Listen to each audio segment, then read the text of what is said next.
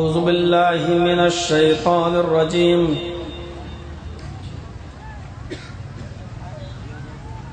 بسم الله الرحمن الرحيم.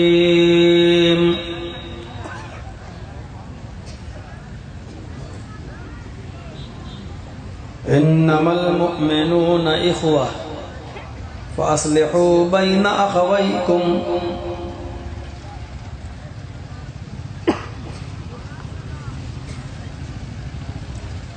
رب اشرح لي صدري ويسر لي أمري واحلل عقدة من لساني يفقهوا قولي.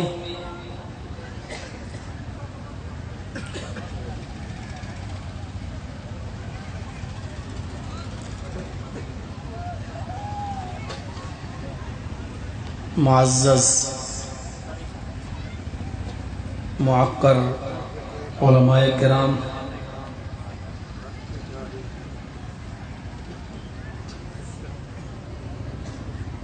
اس مانک پور بگیا کے جلسہ کمیٹی کے اہم ذمہ داران،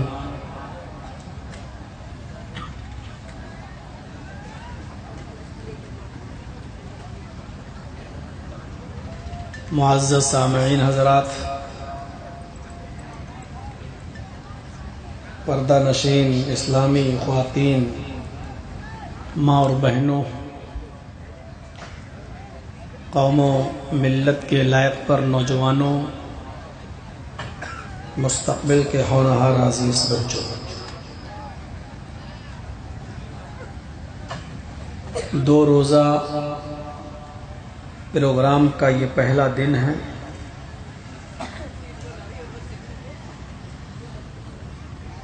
مختلف علماء کرام سے مختلف عناوین پر آپ نے بہت ہی مؤثر تقریریں سماعت فرمائیں۔ عمل کرنے کی ضرورت ہے۔ اللہ تعالی ہم سب کو عمل کرنے کی توفیق عطا فرمائے۔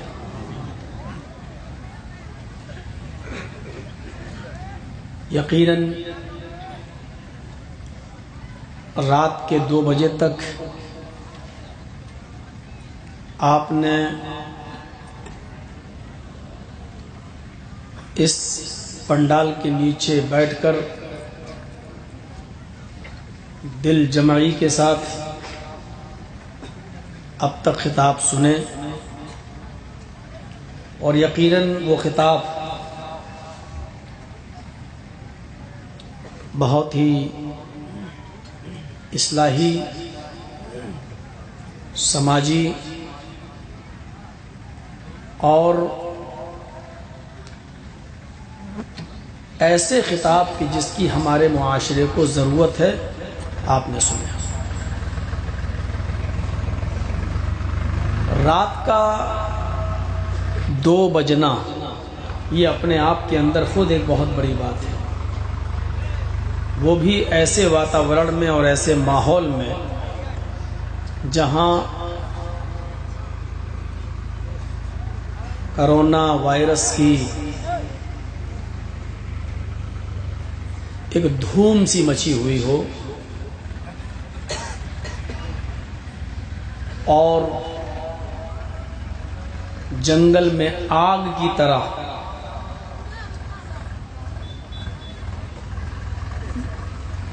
خبر پہنچتی ہے، اور اس کی بھی پہنچی ہے، اور اس سے ہم ڈرے ہوئے بھی ہیں، ڈرنا بھی چاہیے۔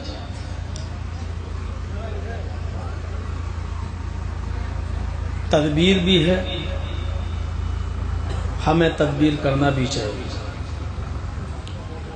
بچنے اور بچانے کے جو بھی طریقے ہیں وہ ہمیں اپنانا بھی چاہیے، اور اس کے بعد میں معاملہ اللہ کے سپرد کر دینا چاہیے۔ وہی ہوگا جو اللہ رب العالمین چاہے گا۔ ما تشاؤون الا ان یشاء اللہ۔ تم جو چاہو ضروری نہیں کہ وہ ہو، ضروری یہ ہے کہ جو اللہ چاہے گا۔ ایسے ماحول میں جہاں گورنمنٹ کی طرف سے احتیاطی پہلو اپنائے جا رہے ہیں، بھیڑ و بھاڑ کو جمع کرنے سے روکا جا رہا ہے، کالجز، یونیورسٹیز بند ہو رہی ہیں، کورٹ اور عدالتیں خالی پڑی ہیں، آج کی خبر تو یہ ہے کہ جو قیدی لوگ جیل میں بند ہیں اور جو چھوٹے موٹے کیسوں میں گئے ہیں،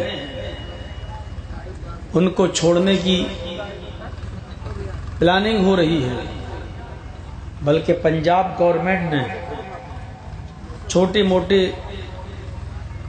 جرائم میں جو قیدی جیلوں میں سزا بھگت رہے ہیں ان کو چھوڑنے کا اعلان بھی کر دیا۔ یہ سب ایک ماحول ہے، ہمیں اس پر غور کرنا چاہیے، اور ان سب کے پیچھے ہمیں ایک چیز اور سمجھنی چاہیے کہ یہ ماحول ابھی اور خراب کیا جائے گا۔ اس بات کو تھوڑا سمجھنے کی کوشش کیجیے گا۔ یہ فیکٹ ہے کہ کرونا وائرس ہمارے ملک میں آیا ہے، یہ فیکٹ ہے کہ یہ سب کچھ ہو رہا ہے، لیکن اس کے ساتھ ساتھ یہ بھی فیکٹ ہے کہ یہ اتنے بڑے پیمانے پر نہیں ہے جتنے بڑے پیمانے پر ہمارے دلوں میں ڈالنے کی کوشش کی جا رہی ہے، اور ہمیں اس سے خوف زدہ کیا جا رہا ہے۔ اس کے پیچھے ایک سازش یہ بھی ہے کہ جو ہمارے پرامن، شانتی پوروک اور سمویدھانک طور پر جو پروٹیسٹ چل رہے ہیں، اور جگہ جگہ جو ہندوستان کے بہت سے علاقوں میں شاہین باغ بن چکے ہیں، کسی طریقے سے ان کو اسی افواہ کے ذریعے ختم بھی کیا جائے اور اس کو اکھاڑ کے پھینکا جائے۔ اس لیے میں آپ کو پھر یہ بات باور کرانا چاہتا ہوں کہ پوری طریقے سے میڈیا ابھی اس افواہ کو اور تیزی کے ساتھ پھیلائے گی۔ میں یہ نہیں کہہ رہا ہوں کہ آپ اطمینان سے اپنے گھروں میں بیٹھ جائیں، ہے، لیکن اتنے بڑے پیمانے پر ابھی نہیں ہے جتنا بڑا پیمانے پر ابھی بتایا جا رہا ہے، اور آگے اور بتانے کی پلاننگ ہے۔ اور جو لوگ برسر اقتدار ہیں ان کو خوشی ہے کہ اس بہانے ہی کم سے کم یہ لوگ ہٹ جائیں اپنی جگہ سے، تاکہ دنیا والوں کے سامنے منہ تو دکھا سکیں۔ یہ بھی ایک چال ہے۔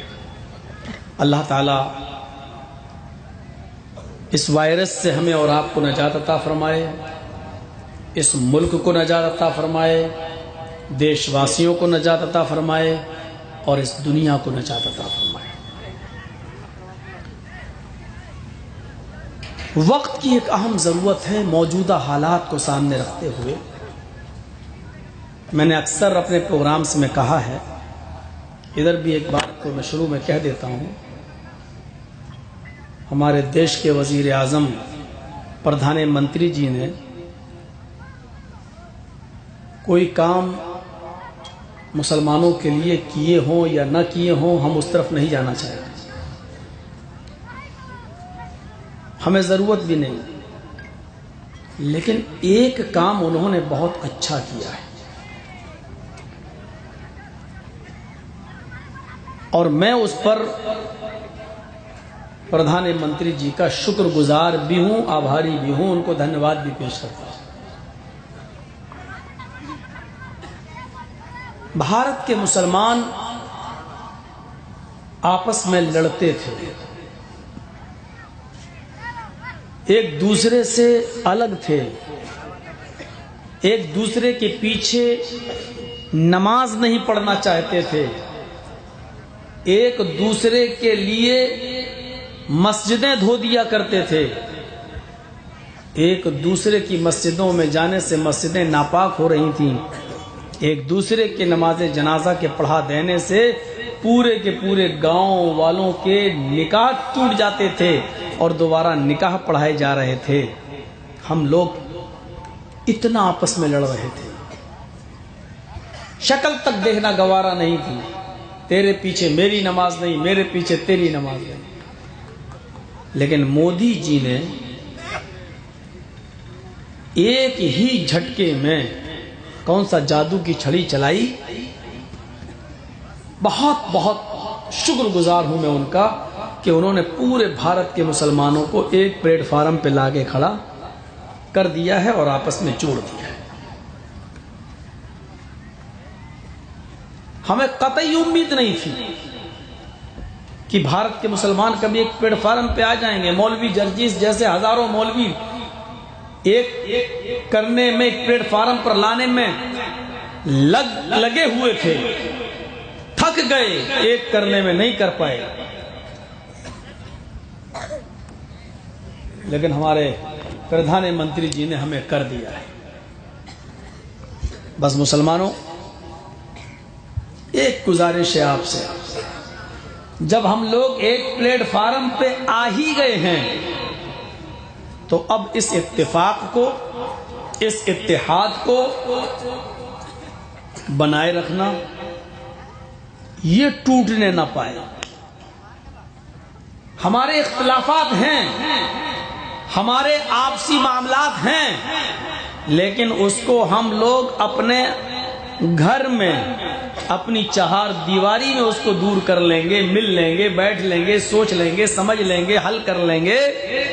لیکن جب بیرونی کوئی اسٹیج لگے، باہر کوئی اسٹیج لگے، اس اسٹیج پر کوئی کسی کو کچھ نہیں بولے۔ یہ بہت ضروری ہے اور وقت کی ایک اہم ضرورت ہے۔ آج میں آپ کے روبرو جو ہوں، اسی ٹاپک پر میں خطاب کرنے آیا۔ آج جوڑیں گے سب کو، اور کل کا جو پروگرام ہے آپ کے علاقے میں، آپ ہی کے اس محلے میں، آپ ہی کے گاؤں میں، کل انشاءاللہ ہم جو موجودہ حالات چل رہے ہیں ہمارے ملک کے، ان حالات پر کل ہم تبصرہ کریں گے۔ سمجھ گئے ہوں گے آپ، یعنی میں نے دونوں دن رہنا ہے، آج بھی اور کل بھی۔ ڈاؤٹ اب نہیں رہ گیا ہے۔ اب آپ جلسہ کمیٹی کو یہ نہیں کہیں گے کل اگر ہم نہیں رہیں گے کہ تم جھوٹے ہو۔ مولانا نے تو خود ہی کہا تھا، پکڑنے میں بڑے ماہر ہیں آپ لوگ۔ کل انشاءاللہ اس ٹاپک پہ ہوگا۔ قرآن کریم نے بہت واضح لفظوں میں کہا ہے، انما المؤمنون اخوہ۔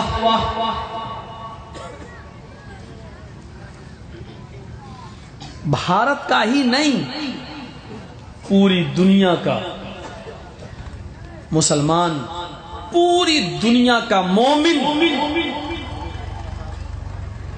بھائی بھائی ہے، سب آپس میں ایک ہے۔ دوسرا جز دیکھیے گا، پہلا کیا ہے؟ انما المؤمنون اخوہ، ساری دنیا کے مسلمان آپس میں بھائی بھائی ہیں۔ اور آگے والا جملہ دیکھیے، فَأَصْلِحُوا بَيْنَ أَخَوَيْكُمْ، بھائی بھائیوں میں بھی دراڑیں پڑ جاتی ہیں، کبھی ناچاقی ہو جاتی ہے، کبھی غلط فہمیاں ہو جاتی ہیں، اور ان غلط فہمی کی بنیاد پر دو بھائی آپس میں لڑ سکتے ہیں، جھگڑ سکتے ہیں۔ ادھر آ جاؤ، ادھر آپ لوگوں کو خالی کریں، ہاں ان سے کہہ رہا ہوں، ادھر آ جائیے پیچھے، اور آپ لوگ پیچھے آئیے۔ یہ جو ویڈیو بنا رہے ادھر، آپ لوگ ادھر آئیے، اسٹیج پہ بیٹھ کے تنگ نہ کریں۔ نہیں صحیح بات ہے. جب یہ لوگ پیچھے بیٹھ جائیں گے تو پیچھے والوں کو نہیں دکھے گا. آپ لوگ ادھر آ کے ویڈیو بنائیں. بن رہی ہے ویڈیو لیکن اپنے موبائل میں بنانا ضروری ہے. اب جلسوں میں پابندی لگانا پڑے گی, موبائل ناٹ الاؤڈ.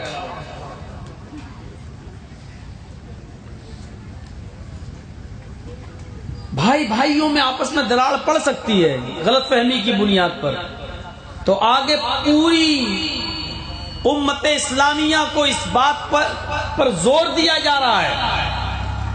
جب تم دیکھو کہ دو مومن بھائیوں میں, دو مسلمان بندوں میں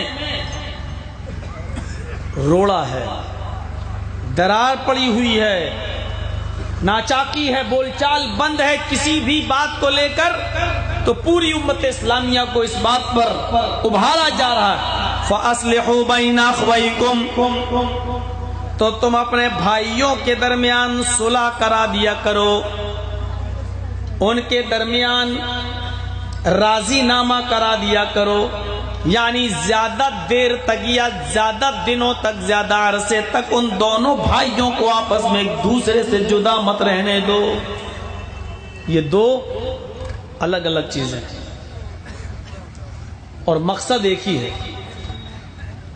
پہلے تو یہ بتایا گیا ہے کہ مومن آپس میں سب بھائی ہیں. اشارہ یہ ہے کہ بھائی بھائیوں میں بڑی محبت ہوتی ہے, لیکن سگے بھائیوں میں بھی جب دراڑ پڑ سکتی ہے تو پھر دوسرے لوگوں میں تو اور آسان ہے, دراڑ پڑ سکتی ہے. کوئی بھی بدگمانی پیدا کرنے والا بدگمانی آپ کے اندر ڈال سکتا ہے. کاروبار کو لے کر, بزنس کو لے کر, نوکری کو لے کر, کسی بھی معاملے کو لے کر دو مسلمانوں میں آپس میں رنجش ہو سکتی ہے. تو پھر دوسری طرف اشارہ کیا جا رہا ہے پوری قوم کو, فَأَصْلِحُوا بَيْنَ أَخْوَيْكُمْ, جب تم دیکھو کہ دو مسلمان آپس میں لڑے ہوئے ہیں, جھگڑا کر رہے ہیں, ان دونوں کے درمیان آپس میں جدائی ہے, وہ دونوں ایک دوسرے سے گفتگو نہیں کرتے ہیں, ان دونوں کے درمیان دوری ہے, تو یہ پوری قوم کی ذمہ داری ہے کہ ان دونوں کے درمیان وہ بھائی چارہ پیدا کر دیں, ان دونوں کے درمیان وہ صلح کرا دیں.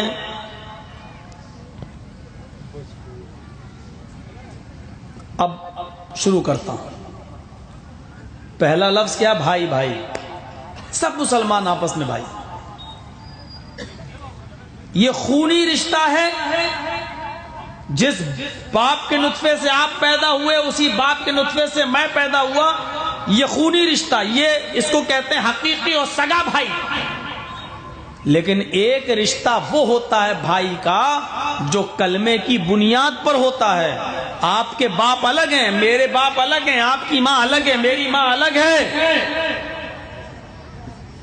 لیکن جیسے آج ہم آپ کے درمیان مانک پور بھگیا میں, آپ کے باپ الگ ہیں, میرے باپ الگ ہیں, آپ کی ماں الگ ہے, میری ماں الگ ہے, لیکن یہاں ہماری اور آپ کی ملاقات, ہمارا اور آپ کا روبرو ہونا, آپ کا مجھے اپنے گھر پہ بلا کر کھانا کھلانا, آپ کا مجھے اپنے گھر پہ بٹھا کے چائے پلانا, میرا آپ سے مصافحہ کرنا, یہ سگے بھائی کی بنیاد پر نہیں بلکہ اسی کلمے کی بنیاد پر ہے, لا الہ الا اللہ.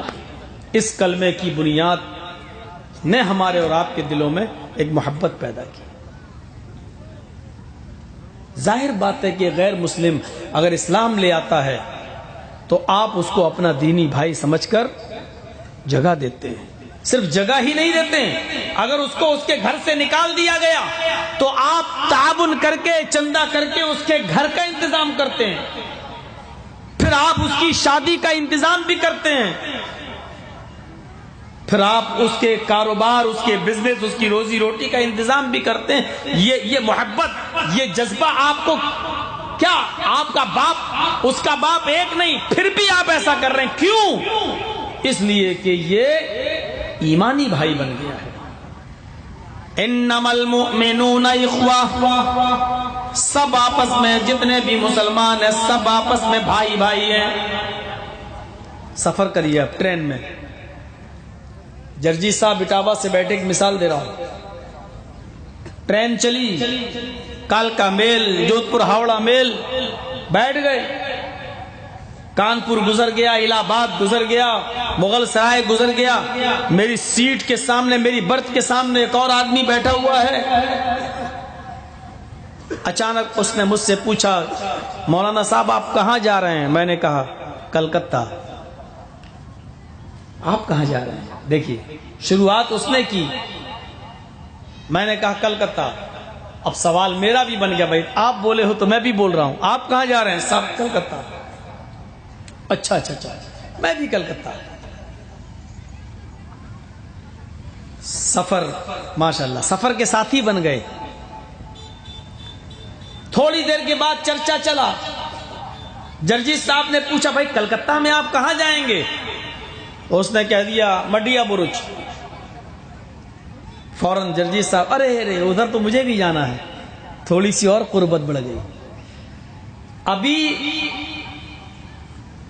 کلکتہ تک کا ساتھ تھا، پتا چلا کہ مڈیا برج جا رہا تو جرجیت کے دل میں ایک اور محبت، ارے وہاں تو میں بھی جا رہا ہوں، اس کا مطلب اسٹیشن سے اترنے کے بعد بھی مڈیا برج تک ساتھ رہے گا۔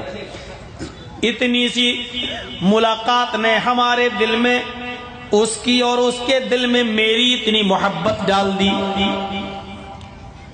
کہ اگر وہ کسی اسٹیشن پر پانی بھرنے کے لیے اترتا ہے تو جرجیت صاحب اس کے مال کی، اس کے سامان کی دیکھ ریکھ کر رہے ہیں۔ جرجیت صاحب اگر چائے لینے کے لیے اتر رہے ہیں یا بسکٹ یا چپس لینے کے لیے پلیٹ فارم پہ اتر رہے ہیں تو جرجیت کے مال کی حفاظت وہ آدمی کر رہا ہے۔ مجھے نیند آ گئی تو وہ میرے سامان کو دیکھ رہا ہے، اسے نیند آ گئی تو میں اس کے سامان کو دیکھ رہا ہوں۔ میرا باپ الگ، اس کا باپ الگ، میری ماں الگ، اس کی ماں الگ۔ تھوڑی دیر کے 5-10 گھنٹے کے سفر نے دل کے اندر اتنی جگہ بنا لی، اتنی جگہ بنا لی کہ ایک چھوٹے سے سفر میں وہ میری جان مال کا محافظ بن گیا، میں اس کی جان مال کا محافظ بن گیا۔ لوگوں وہ میرا سگا بھائی نہیں ہے، سفر کا ساتھی ہے۔ جب 5-10 گھنٹے کے سفر نے ہمارے مال کو وہ اپنے مال کی طرح اور اس کے مال کو میں اپنے مال کی طرح سمجھنے لگا اور وہ میرے مال کی، میں اس کے مال کی حفاظت کرنے لگا، تو زندگی کا یہ ایک لمبا سفر جو ماں کی پیدائش سے لے کر موت کے بعد ختم ہوتا ہے اور اس کے بعد جنت و جہنم کا سفر، اس سفر میں آپ نے بھی کلمہ پڑھا ہے لا الہ الا اللہ محمد الرسول اللہ، اس نے بھی کلمہ پڑھا ہے لا الہ الا اللہ محمد الرسول اللہ۔ تھوڑے سے سفر میں جب تم ایک دوسرے کے مال کے محافظ ہو جاتے ہو تو زندگی کے اس لمبے سفر میں بھی تمہیں ایک دوسرے کی جان کی، ایک دوسرے کے مال کی حفاظت کرنا ہے۔ کس بنیاد پر؟ لا الہ الا اللہ۔ جب 8 گھنٹے کے سفر میں تم اتنا مانوس ہو جاتے ہو تو ایک 70-80 سال کی زندگی میں ہمیں اور آپ کو کتنا مانوس ہونا چاہیے، اس زندگی کو کتنا مبارک سمجھنا چاہیے اور ایک دوسرے کے جان و مال کی کتنی حفاظت کرنا چاہیے۔ اسی کو قرآن کہتا ہے انما المؤمنون اخوہ، او لوگو، او مومنو، ساری دنیا کے مسلمانوں تم سب آپس میں بھائی بھائی ہو، یعنی ایک دوسرے کے جان و مال کے محافظ ہو۔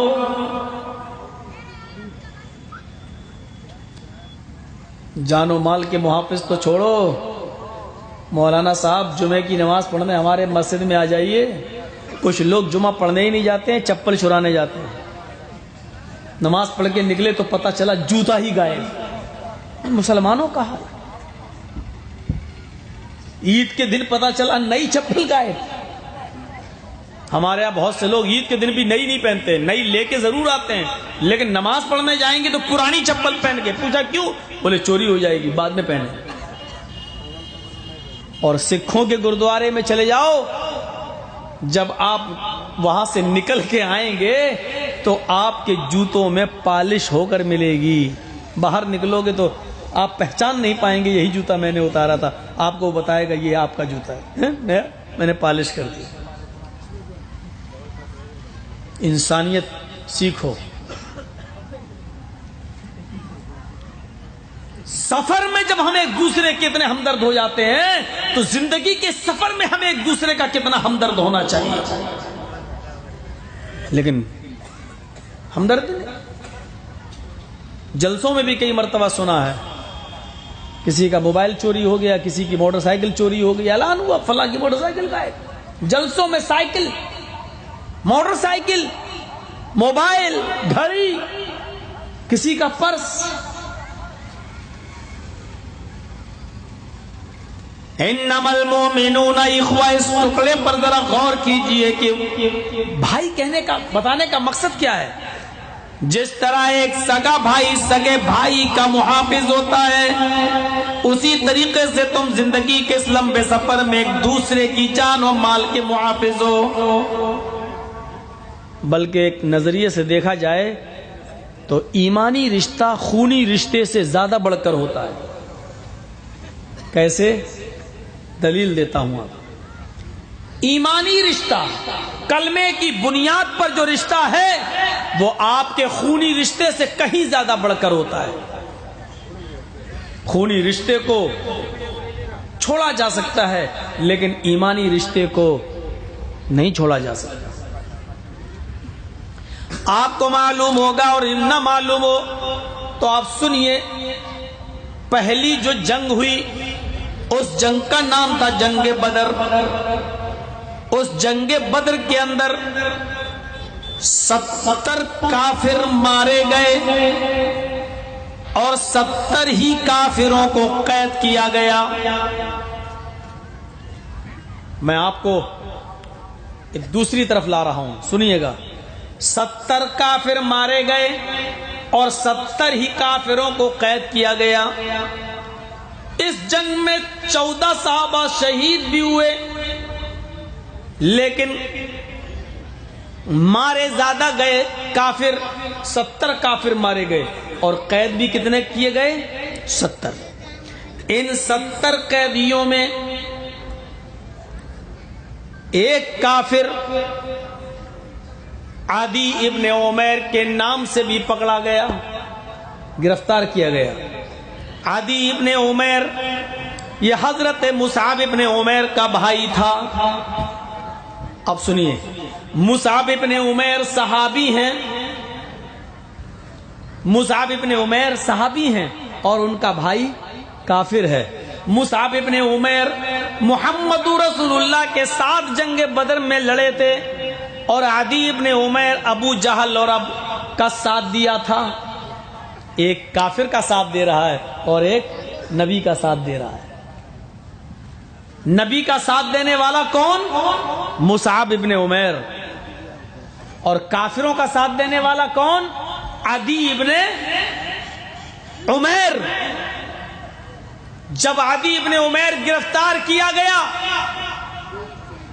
اور عدی کے ساتھ اور 69 کافر اور دوسرے جب اریسٹ کیے گئے, گرفتار کیے گئے, تو اللہ کے نبی صلی اللہ علیہ وسلم نے صحابہ سے فرمایا جو قیدی گرفتار کیے گئے, اریسٹ کیے گئے, جو کافر, جو ناستک, جو دہریے, ان سب کے پیروں میں بیڑیاں ڈال دو, ہاتھ میں ہتھکڑیاں ڈال دو.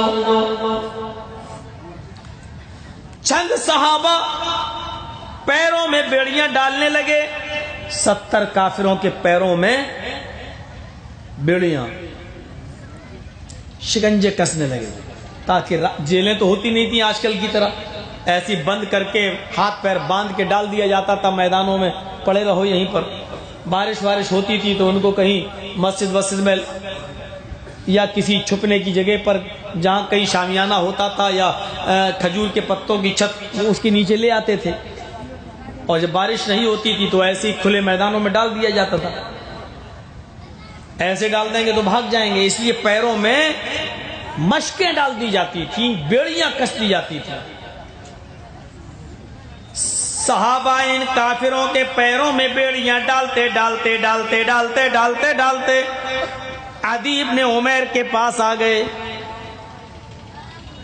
اور عدی ابن عمیر کے پیروں میں بھی بیڑیاں ڈالی جانے لگی. جس وقت عدی ابن عمیر کے پیروں میں بیڑیاں ڈالی جا رہی تھی، ان کے پیروں میں مشقیں کسی جا رہی تھی، اس وقت عدی ابن عمیر کے سگے بھائی حضرت مصعب ابن عمیر اپنے بھائی کے پیروں میں پڑتی ہوئی بیڑیوں کو دیکھ رہے تھے۔ دونوں عمیر کے بیٹے ہیں، مصعب بھی عمیر کا بیٹے اور عدی بھی عمیر کا، یعنی باپ ایک ماں ایک۔ عدی ابن عمیر کے پیروں میں جب بیڑیاں ڈالی جانے لگی تو مصعب ابن عمیر اپنے بھائی کے پیروں میں پڑتی ہوئی مشقیں اور بیڑیاں کستے ہوئے دیکھ رہے تھے۔ عدی نے ان کو چیخ کر کہا، للکارتے ہوئے کہا، اے مصعب تمہارے اوپر لعنت ہو، اے مصعب تیری بزدلی پر لعنت ہو، یو آر ویری کاورڈ، بہت بڑے بزدل ہو تم، بزدل۔ مصعب نے کہا میں بزدل؟ کیوں؟ تیری غیرت کو جوش نہیں آتا؟ تیرے سگے بھائی کے پیروں میں بیڑیاں ڈالی جا رہی ہیں، اے مصعب میری رگوں میں جس باپ کا خون دوڑ رہا ہے تیری رگوں میں بھی اسی باپ کا خون دوڑ رہا ہے، مجھے جس ماں نے اپنے پیٹ سے جنا ہے تجھے بھی تیری ماں نے اسی پیٹ سے جنا ہے، اسی ماں نے تجھے بھی جنا ہے، میری ماں ایک میرا باپ ایک، تیری ماں ایک تیرا باپ ایک، اور تیرے سامنے میرے پیروں میں بیڑیاں ڈالی جا رہی ہیں، تیرے سگے بھائی کے پیروں میں مشقیں کسی جا رہی ہیں، بیڑیاں ڈالی جا رہی ہیں، لیکن تجھے جوش نہیں آتا، تو ان کو مارتا نہیں، مجھے ان کے شکنجے سے چھڑاتا نہیں ہے، تیری بزدلی پر مجھے حیرت ہے، بے غیرت ہو چکا ہے تو، تیرے اندر غیرت نام کی کوئی چیز نہیں رہی۔ یہ عدی نے کہا، اتنا سننا تھا، مصعب ابن عمیر چیختے ہیں اور للکار کر جواب دیتے ہیں، ہائے عدی خبردار، بی کیئرفل، ہوشیار، ساودھان، ایک بھی جملہ اگر اس کے بعد آگے نکالا۔ عدی نے کہا ہاں، کہاں سنو گے میری؟ سگے بھائی کی فکر نہیں ہے تمہیں؟ مصعب نے کہا کہ تم میرے بھائی نہیں ہو۔ یہاں سے دیکھیے آپ، سگے بھائی ہیں، باپ ایک ہے، ماں دونوں کی ایک ہے، لیکن اس کے باوجود حضرت مصعب ابن عمیر نے کہا، اے عدی تمہارا باپ اور میرا باپ ایک ضرور ہے، تمہاری ماں اور میری ماں ایک ضرور ہے، ہم دونوں ایک ہی باپ کے بیٹے، ایک ہی ماں کے بیٹے، لیکن تم میرے حقیقی بھائی نہیں ہو۔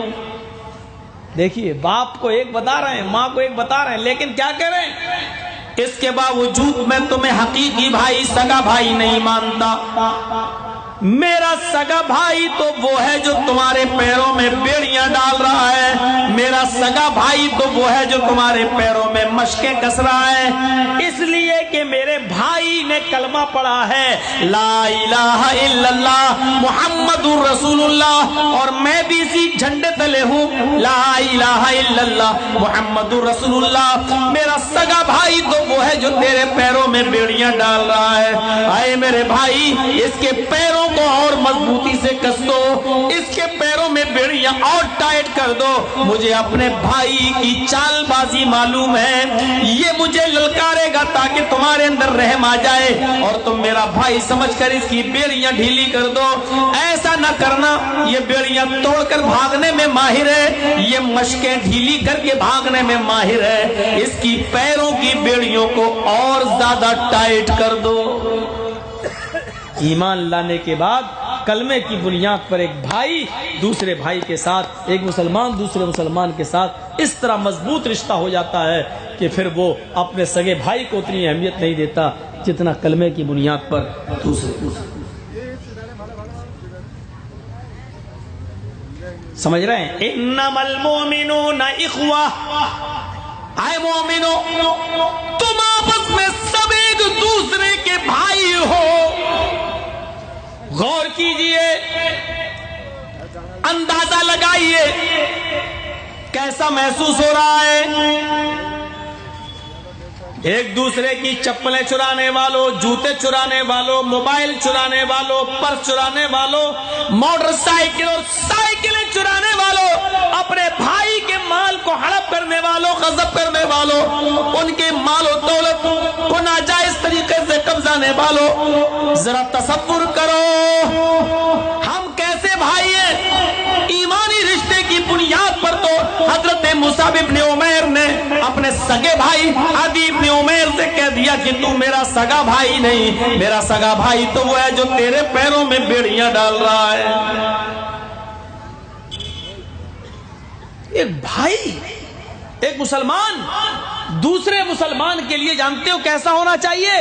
جو اپنے لیے پسند کرو وہ اپنے بھائی کے لیے پسند، جو اپنے لیے چاہو وہ اپنے بھائی کے لیے چاہو، اور جو تمہیں پسند نہ ہو وہ اپنے بھائی کے لیے پسند نہیں ہونا چاہیے۔ یہ تصور ہونا چاہیے ایک مسلمان کا اپنے مسلمان بھائی کے ساتھ۔ اچھا یہ کھانا نہیں، ہمارے لیے تو ہوٹل سے آ گیا، یہ کسی غریب کو دے دو۔ دے رہے ہیں آپ غریب کو، لیکن وہ دے رہے ہیں جو تمہیں پسند نہیں ہے۔ لن تنالوا البر حتى تنفقوا مما تحبون، اس وقت تک تم نیکی حاصل نہیں کر سکتے ہو، اس وقت تک تمہیں ثواب نہیں مل سکتا ہے جب تک کہ تم اللہ کی راہ میں اس چیز کو خرچ نہ کرو جو تمہیں سب سے زیادہ پسند ہے، جو تمہیں سب سے زیادہ محبوب ہے۔ اس چیز کو اللہ کی راہ میں خرچ کرنا چاہیے۔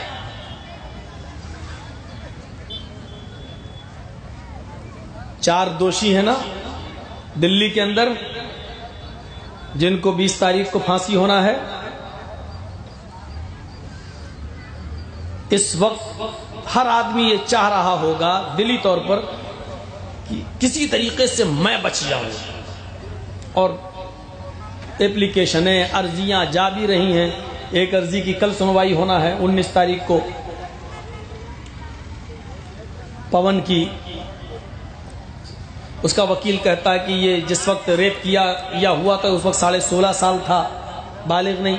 پھر آ گیا معاملہ موڑ، پھر سنوائی ہے، اب تو 19 آج ہی ہو گئی، 10 ساڑھے 10 بجے سپریم کورٹ میں۔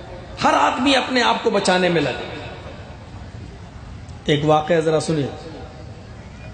حجاج ابن یوسف بہت ظالم حکمراں گزرا ہے اسلامی تاریخ میں، بہت ظالم، بڑے بڑے صحابہ کو اس نے قتل کروا دیا تھا۔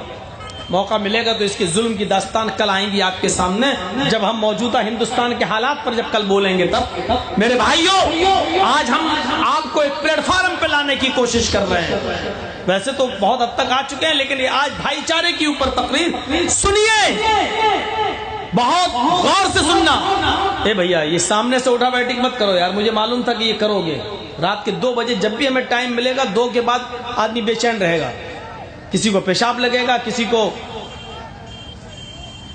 اور کسی کو موبائل سے بات ہو گئی ہوگی کہ ہاں سب مولانا جرجیز کو سن رہے تم آ جاؤ۔ یہ بھی ہیں، ہم اتنے وہ نہیں ہیں، ہماری نظر ہر طرف رہتی ہے، کون موبائل پہ لگا ہے، کون موبائل پہ بات کر کے اٹھ رہا ہے، کون کہاں جا رہا ہے، جاتے وقت بھی ہم دیکھ لیتے ہیں کس طرف جا رہا ہے۔ یہ چھچورا پن اس کو سکھلاؤ جو تمہاری ABCD سے واقف نہ ہو۔ ان حالات میں بھی ہماری عقل ابھی ٹھکانے نہیں لگ رہی ہے، ان حالات میں بھی ریت آگ کے ڈھیر پر بیٹھے ہو، کب یہاں سے اٹھا کر سینٹروں میں ڈال دیا جائے، کیمپوں میں، کوئی بھروسہ نہیں ہے۔ ایسے لوگ کئی طریقے کے وعدے کر رہے ہیں کہ اگر ان کی ماؤں سے بھی پوچھا جائے تو وہ جواب دیں گی اگر زندہ ہوں گی کہ یہ تو پیدا ہونے سے پہلے بھی کئی مرتبہ جھوٹ بولا ہے، کل ہوں گے، پرسوں ہوں گے. اشارے میرے سمجھ رہے ہو؟ اب اشارے ہی کروں گا، میں نام نہیں لوں گا. دیکھ لیا ایک کیس ہوتا ہے لوگ کیسے بھاگتے ہیں. سننے والے بہت پیدا ہوں گے، نام مولانا صاحب آج بولیں گے، لیکن جب کیس ہو جائے تو ایک بھی آدمی نہیں آتا ہے. بڑے بڑوں کو دیکھ لیا میں نے، کس کے پاس کتنا دل گردہ ہے. میں بھی کسی باپ کا بیٹا ہوں، میں بھی کسی ماں کا بیٹا ہوں. سن لو بس، مولانا صاحب بولے مودی، یوگی، یہی سننے آتے ہیں ہم لوگ. بس جن علاقوں میں کیس ہوا ان علاقوں میں 2-4 آدمی سب سے پہلے وہی بھاگے. سب جانتا ہوں. کم سے کم جلسوں کی تو لاج رکھو. ان جلسوں میں تو کم سے کم دین کے نام پہ کر رہے ہو. کم سے کم ان لڑکیوں پہ پابندی لگاؤ کہ اندر بیٹھیں، بازاروں میں نہ گھومیں. بازاروں میں گھومنے کے لیے تمہیں بہت موقع ملتے ہیں، دن بھر بازاروں میں گھومو. جلسوں میں تو کم سے کم دین کی لاج رکھ لو.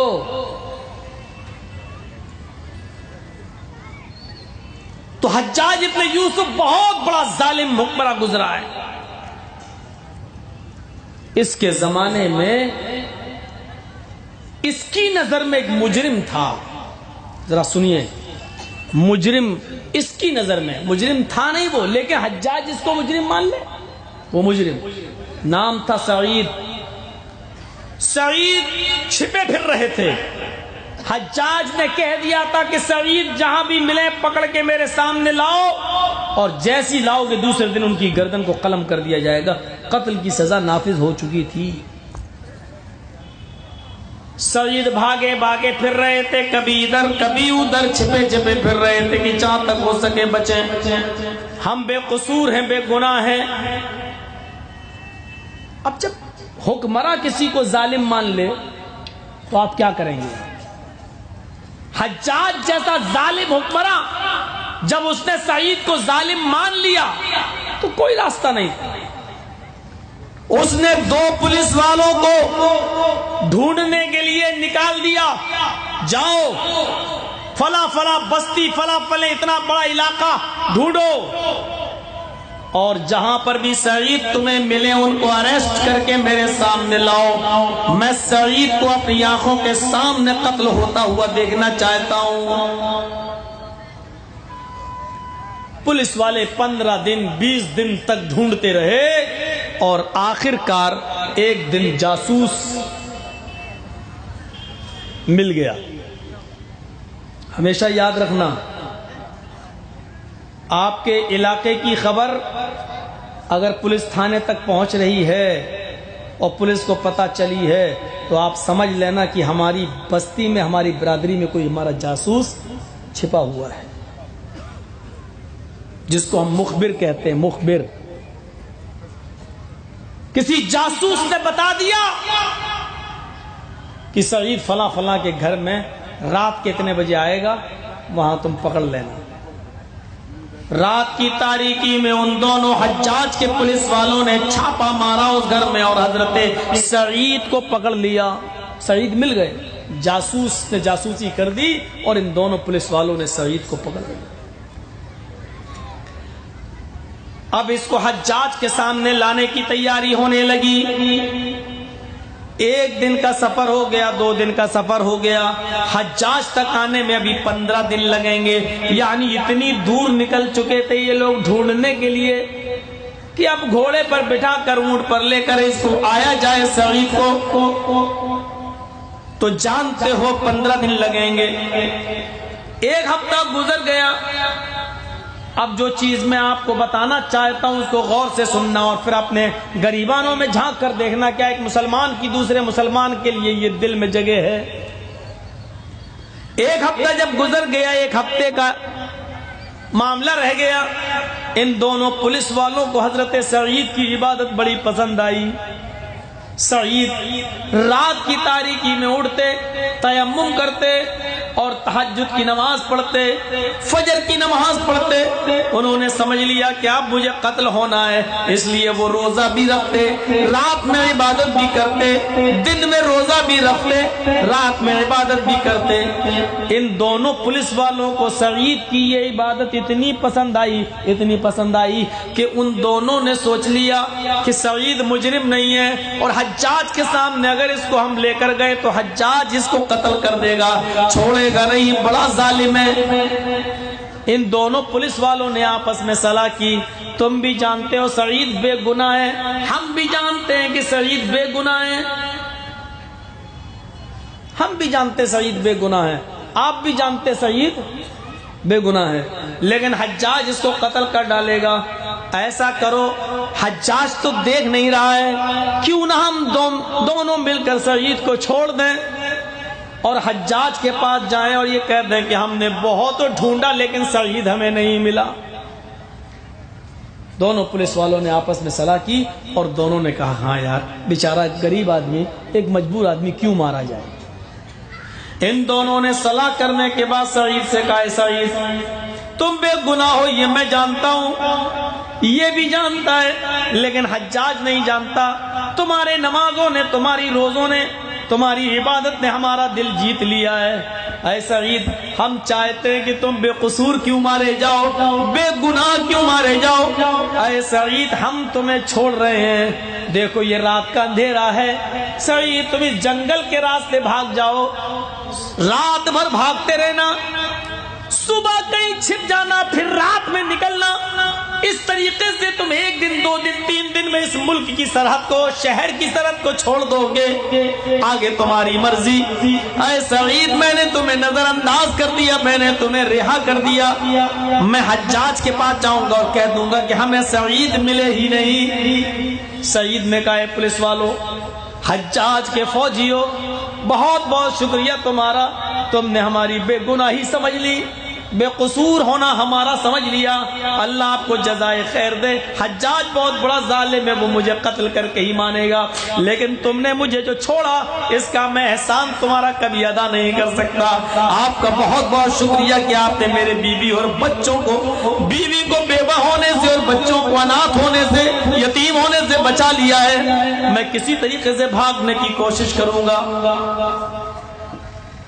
سعید نے ان دونوں کا شکریہ ادا کیا، لیکن سعید 200 قدم 150 یا 200 قدم دور گئے اور وہاں جانے کے بعد وہ بیٹھ گئے اور سر پکڑ کر اس کو سوچنے لگے۔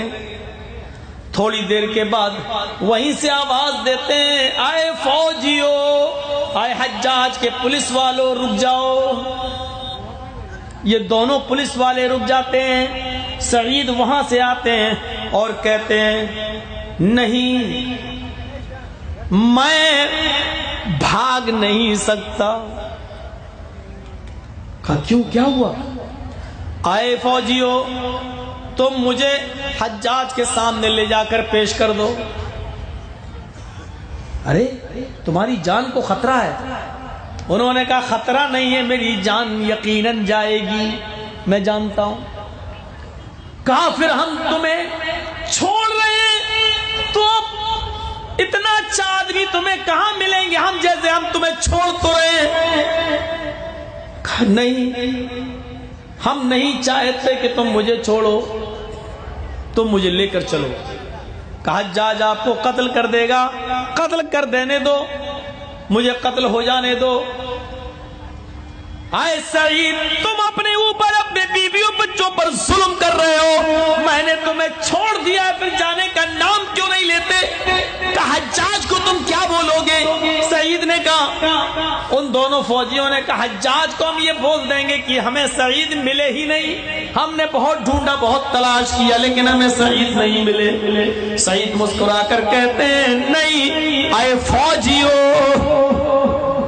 ایسا نہیں ہو سکتا، 1 دن 2 دن تک تمہارا جھوٹ چھپ سکتا ہے، 10 دن تمہارا جھوٹ چھپ سکتا ہے، لیکن وہ جاسوس بھی ہمارے پیچھے ہوگا اور آپ کے پیچھے ہوگا، جس نے میری جاسوسی کر کے آپ کو یہ بتایا ہے کہ میں فلاں فلاں گھر میں چھپا ہوں، جو جاسوس میرے 1000 چھپنے کے باوجود میرا پتہ لگا کہ آپ کو میری خبر دے سکتا ہے، کیا وہ جاسوس یہ خبر نہیں دے سکتا ہے کہ تم دونوں نے مجھے گرفتار کر لیا تھا؟ آئے حجاج، انہوں نے 1 ہفتہ سفر کرنے کے بعد سعید کو ان دونوں فوجیوں اور ان دونوں پولیس والوں نے چھوڑ دیا۔ وہ جاسوس حجاج کو یہ جاسوسی کر کے تم دونوں کو پھنسوا سکتا ہے، اس لیے اگر حجاج کو یہ پتا چلا کہ مجھے تم دونوں نے چھوڑا ہے تو میں تو بھاگ جاؤں گا، لیکن حجاج پھر میری جگہ تم دونوں کو خونی چمڑا بچھا کر تم دونوں کی گردنیں کاٹ دے گا۔ تمہیں معلوم ہے اگر حجاج کو یہ پتا چلا کہ تم دونوں نے مجھے چھوڑا تو تم دونوں قتل کر دیے جاؤ گے، اور سعید کو یہ پسند نہیں کہ میں اپنی جان بچاؤں اور اپنی جان کو بچانے کے چکر میں ہم تم دونوں کی جان خطرے میں ڈال دیں۔ ہمارے نبی محمد رسول اللہ کا فرمان ہے، جو اپنے لیے پسند کرو وہ اپنے بھائی کے لیے پسند کرو، جو اپنے لیے پسند نہیں کرتے ہو وہ اپنے بھائی کے لیے بھی پسند نہ کرو۔ جب موت ہمیں پسند نہیں تو تم دونوں کے لیے میں کیسے پسند کر لوں؟ یہ کتنی مفاد پرستی اور خود غرضی ہوگی کہ ہم اپنے آپ کو تو بچا لیں لیکن تم دونوں کی جان کو ہم خطرے میں ڈال دیں۔ نہیں، ہمیں لے کے چلو۔ انہوں نے کہا دیکھ لیں گے، نبٹ لیں گے، تم جاؤ۔ نہیں جاؤں گا۔ آخر کار ان دونوں فوجیوں کے ساتھ وہ زبردستی آئے اور حجاج کے سامنے پیش ہو گئے۔ حجاج نے ان دونوں فوجیوں کو ایوارڈ و انعام سے نوازا، لیکن دوسرے ہی دن اس نے حضرت سعید کی گردن اڑوا دی اور قتل کروا دیا۔ پورے واقعے کو بیان کرنے کا صرف میرا ایک مقصد ہے، یہ مسلمان تھا جو دوسرے مسلمان کے لیے موت گوارا، اپنی جان بچ جائے اور تمہاری جان چلی جائے یہ گوارا نہیں۔ اس کو کہتے ہیں بھائی کلمے کی بنیاد پر۔ یہاں تو پولیس سے بچنے کے لیے ایک آدمی دوسرے کو آگے کر کے بے قصور ہیں، قصوروار ہم، اور بے قصور پھنس رہا تو پھنس جانے دو، اور پھر